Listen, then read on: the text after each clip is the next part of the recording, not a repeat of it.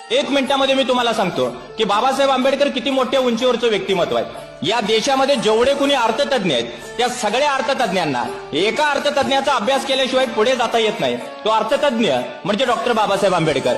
या देशामध्ये जेवढे कृषी तज्ञ आहेत त्या सगळ्या कृषी तज्ञांना ज्यांच्या शेतीच्या पॉलिसीचा अभ्यास केल्याशिवाय पुढे जाता येत नाही तो कृषी तज्ञ म्हणजे डॉक्टर बाबासाहेब आंबेडकर।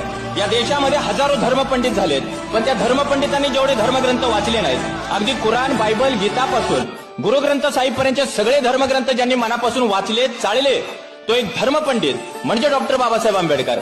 एवढंच नाही, या देशामध्ये 6,500 जाती आहेत, हजारो प्रकारच्या पोट जाती आहेत, पण मराठ्याला मराठ्याचा, धनगर बांधवाला धनगराचा किंवा मातंगाला मातंगाचा, आदिवासीला आदिवासीचा जेवढा अभ्यास नसेल तेवढा सगळ्या जातींचा बारकाईने अभ्यास केलेला माणूस जर कोण असेल तर तो माणूस म्हणजे डॉक्टर बाबासाहेब आंबेडकर आहे।